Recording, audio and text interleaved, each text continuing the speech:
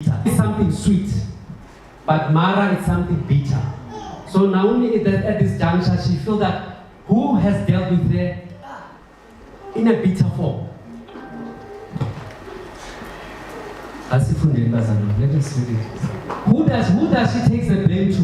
God. To God. She feels that God has dealt bitterly with her. And how often are we upset or angry with God about the things that has happened in our lives? I mean, now Naomi says, God has dealt with me what? Bitterly. And Pastor Randy Skidson said something that puzzled me. Okay, it was the truth, but I was puzzled. I was left to be puzzled about it. He said, there is no way that God can do you wrong. It's true. There is no what? No. There is no way that God can do you wrong. Amen. But many a times and often we feel that God did not deal with us in the right way. And it can be in our marriage, it can be that we are single, it can be in many ways. I just want to paint a picture. I want us to go to the book of Genesis 27. Let us go to verse 33. Genesis. I'm just building up and then you will understand where I'm going.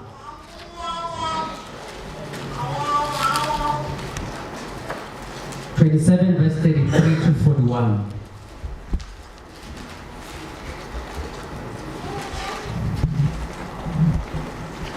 So this session we are going to be very open. I'm not preaching. I'm a preacher by nature. So don't let me to preach. So I just want us to talk and have a conversation. And so if there's anything that you want to augment, you want to share, please share it with us. Before I get to the gist of what I want to talk about. Somebody found it for us? Yes. Please read it for us. I'm reading from King James. Now it happened is 33. Yes, ma'am, to 41. Then Issachar trembled exceedingly and said, Where is thee? Oh, who hunted game and brought it to me? I ate all of it before you came, and I have blessed him, and indeed he shall be blessed. 34. When Esau heard the words of his father, he cried with an exceedingly great and bitter cry, and said to his father, Bless me also, O my father.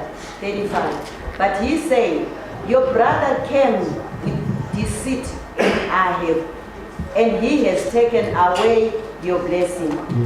36. And Esau said, Is he not rightly named Jacob? For he has supplanted me these 2 times.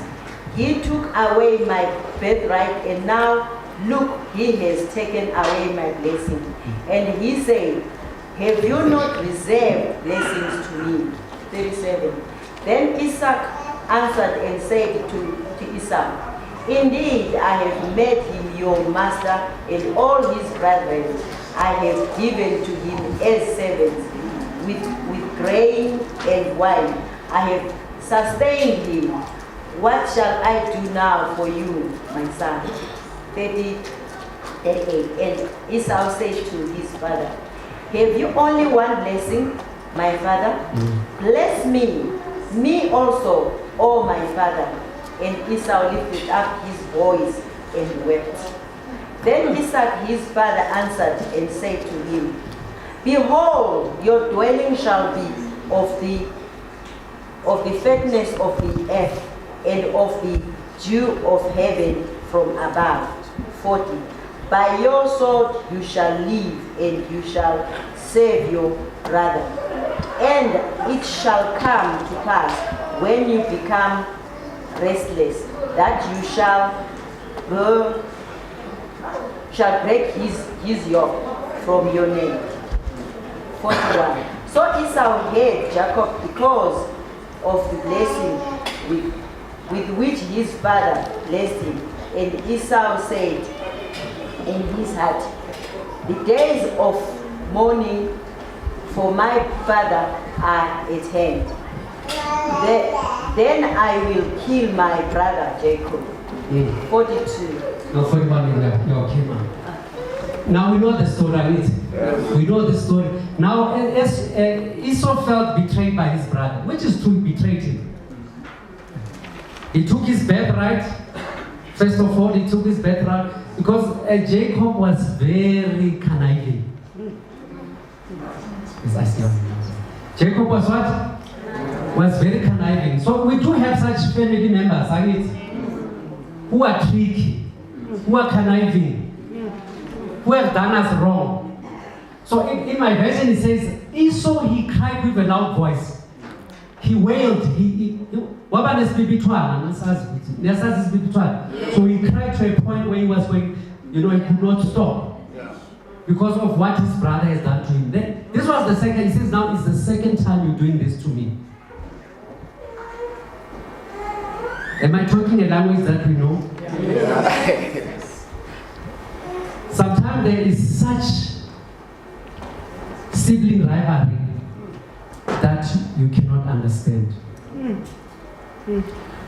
Where family members, they are fighting because of certain things. And I just want to paint a background here. Jacob, the mother loved Jacob. The father loved Esau. And this was God's plan. Are you aware? But Jacob must be the one who's going to take what? The leadership banquet. Or who was the one who was supposed to rule over his brother. But it was not her mother's place to do what? To take God's role. Or to play God's role. But now we found that these two brothers, they're fighting. And he says, you have taken my birthright. First of all, Jacob was very conniving, like I said. He will trick his brother. I don't know if this was the first incident, but maybe this was the biggest one. We know the first time when they were born, he was holding his brother with his heel. Remember that one? So that's where trouble started. Actually, when the mother was pregnant, they always used to fight. And we can debate that one. But the mother went to inquire the Lord to say, but why is such commotion in my tummy? Why is that so? So the commotion started in the tummy when the mother was still pregnant with the children. And until they were given birth. And we found that it happens a lot in our families. Where there's a rivalry in the families, where siblings don't want to talk to each other, where siblings hate each other, to a point of want to kill each other. My brother, I saw your hand. Okay. Thanks, Pastor. I was just raising up my hand. It says, most of the time, we usually blame our brothers and sisters. Yes. But the blame mostly will become from us. Yes. Like here, if you are the first place, he was asked to say, give me your brotherhood. Yes. And he surrendered everything. He didn't know that he have already surrendered everything up to the end. Yes. It's the one who surrendered because they wanted to eat. Yes. Most of the time, we Seventh Adventists, we do eat something we are not supposed to eat. Yeah. And by the end of the day, we blame God to say, I'm sick because of this and this. Because of our mouth, we need to eat everything. Exactly. But they say don't make a deal when you are desperate. Yes. Don't go into making a deal when you are desperate. Because people will take advantage. Whether they are your brother or sister, they'll take advantage of you. And a family is meant to he felt betrayed because he thought this man is supposed to support me. He's supposed to love me. He's supposed to encourage me.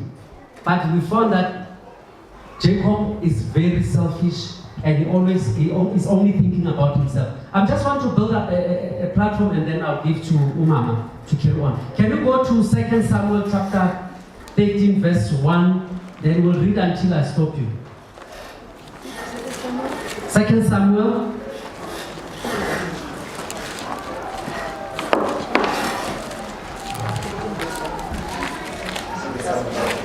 13 from verse 1. 13 verse 1. And it came to pass after this that Absalom, son of David, had a fair sister. Okay, let me start. And it came to pass after this that Absalom, the son of David, had a fair sister whose name was Tamar. And Amnon, the son of David, loved her. Verse 2.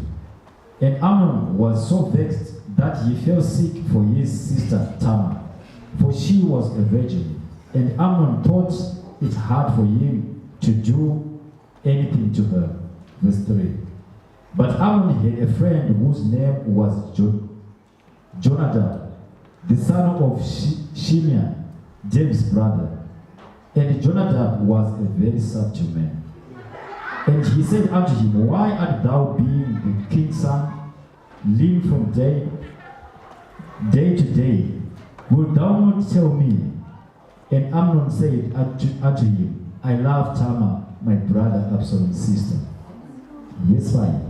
And Jonadab said unto him, Lay thee down on thy bed, and make thyself sick. And when thy father cometh to see thee, say unto him, I pray thee, let my sister Tamar come and give me meat, and rest the meat in my sight, that I may see it, and eat it at her hand. Verse 6. So Amnon lay down and made himself sick. And when the king was come to see him, Amnon said unto the king, I pray thee, let Tamar my sister come, and make me a couple of cakes in my sight, that I may eat at her hand. Verse 7. Then David sent home to Tamar, saying, Go now to thy brother Amnon's house, and dress him meat.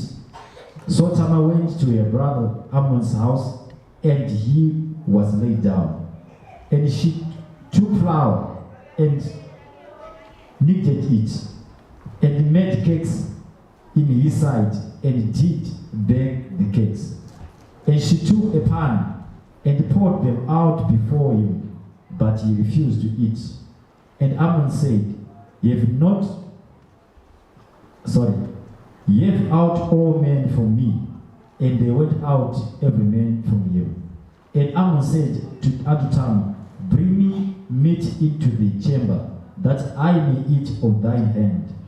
And Tamar took the cakes which she had made, and brought them into the chamber to Absalom, her brother.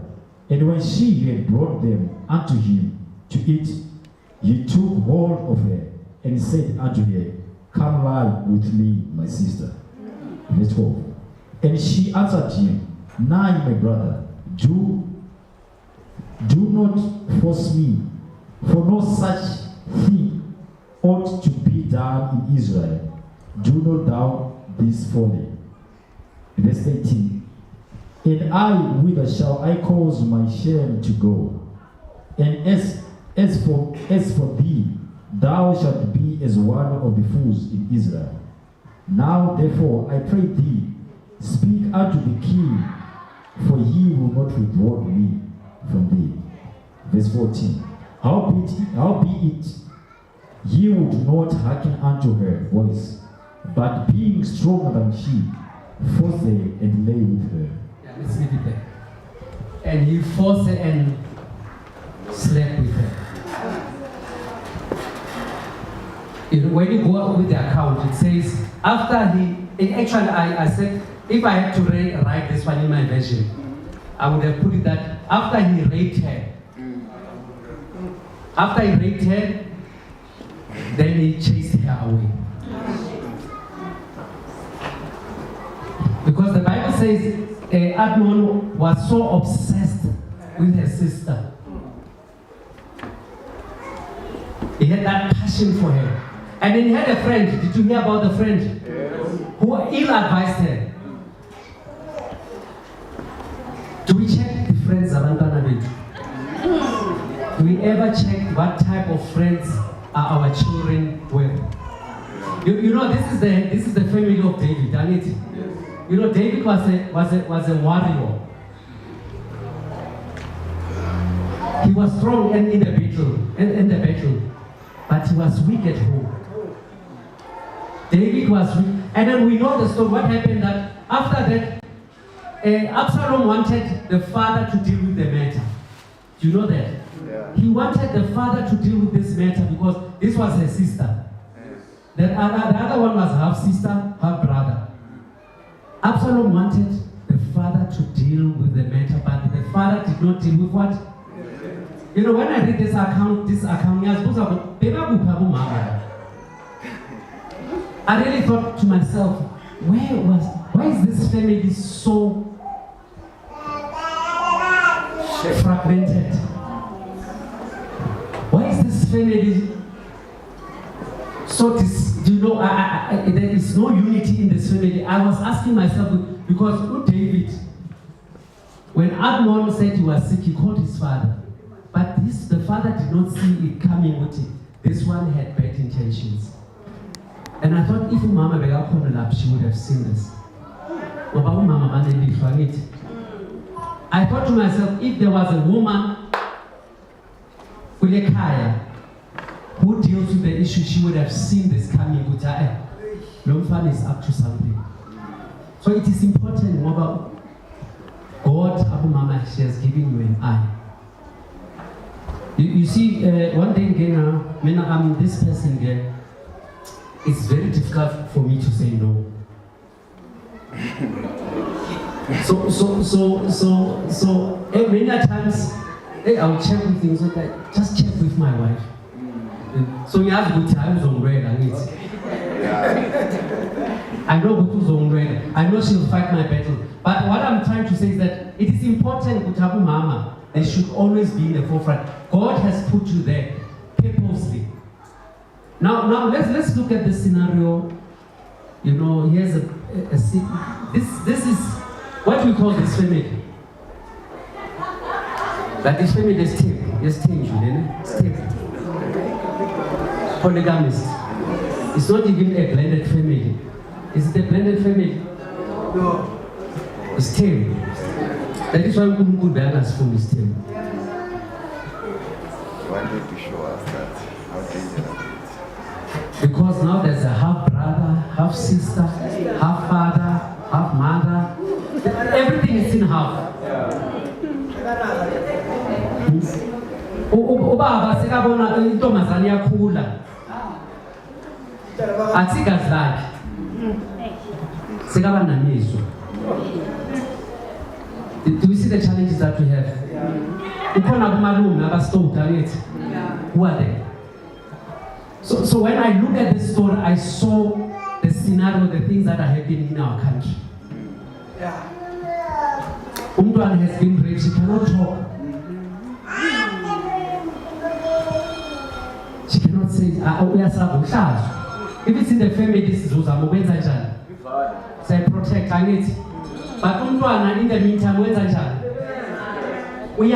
she's dying. She's going through depression. She's going through denial. She's going through she's suicidal. What else? She has no one to talk to. She feels betrayed. And hence we found our little boys and our little girls go to drugs. You know, I was listening to this woman, she said, my first love was cocaine. My first love was what? Was cocaine, because my uncle used to rape me. And I could not tell anyone. So these are the problems that we find in mixed families. And you know, I always said to myself, when I was preparing this thing, I know we have institutions in this country that deals with people who are depressed, that deals with people who are abusing drugs, people who are abusing alcohol, and so forth. But I do not want to remove the truth that God is the solution to our problems. As much as we are facing our problems that we are having. Now, I was looking at these two boys who are siblings who are abusing in Yaope. And these two brothers, they buy nyaope, they go to the graves, and then they start injecting each other. So the other one takes this nyaope, inject it into the other one, and then they take the syringe again. Then he pulls the blood. They call it Bluetooth. They call it Bluetooth. And then they call it Guti. It's an expensive blood. So when it's got drugs inside them, it's an expensive drug. So he pulls it out and injects it with himself. But you know, the thing that gave me hope is that when they were talking about one day that they need to be clean and move away from drugs. So many times we find our children who are faced up with situations. Now, if you go to Johannesburg, the CBD, Mohamba with N Street, right at the end, we find all young girls lining up there for men. When you go to next to my area, I live not far from Rosettenville. In the afternoon, you see all these women. That I wanted to say that too. When I turned here, I could tell. I could tell. They brought light. I could tell that something is wrong here. You know, if a young woman would just stand and give her body like that.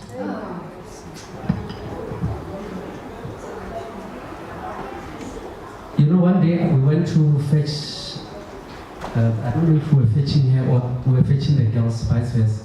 Because I'm in the business of fetching them. You know, they have their appointments, they have their gigs. Then I must, Papa, we're done, come and fetch us. So we drove, I think I was driving the girls. So we were driving in N Street because we were going towards this gate. From, you know, the way those young women were lined up. It was like now we'll vote. I'm trying to bring a picture. Yeah. So these things happen because our families have failed. Yeah. When our children were in need, when times were tough, they had no one to rely on, they had no one to talk to, they had no one to support them. And then they end up finding themselves in this situation. I spoke to one girl. I stopped my car, she came to me, and she wanted to prostitute her body. I said, no, we can't do this. Then she said, Baba, I just need money to go home. Then I asked her, where do you come from? She was coming from, I think, Delmas or this side. And then I said to her, how did you get here? Yeah. She said, no, this guy stopped his car, and then she said, no, come, talk to me. And he left with me. And I found myself in this situation. And I told her, I gave her a 50 rand because I didn't have money. I said, get into a taxi and go home. Lo and behold, next week I see her again. Because they give them drugs. Once they are hooked, it's not easy for them. It's not easy for them. So, Utama, she's been raped by the brother. And there's no one to advocate her case. There is no one to deal with her issues.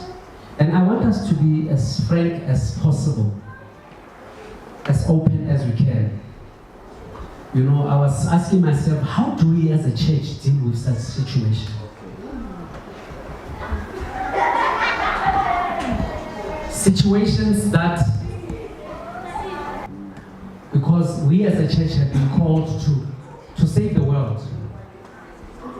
And we need to come with ways and mechanisms to show people that, to show families, you know,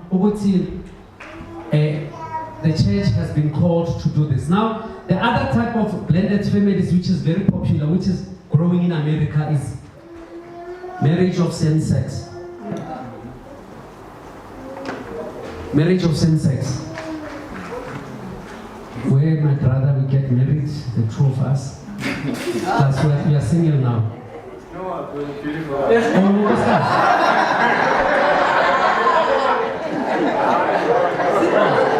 Who's single here? I thought you said oh, so Mama. Oh, nice to meet you. I've been saying it to Lumuntu. But we meet as men and then we fall in love. And then you know what is happening now? They adopt children. Now it's becoming a norm and a practical thing. So the generation, this generation, their generation,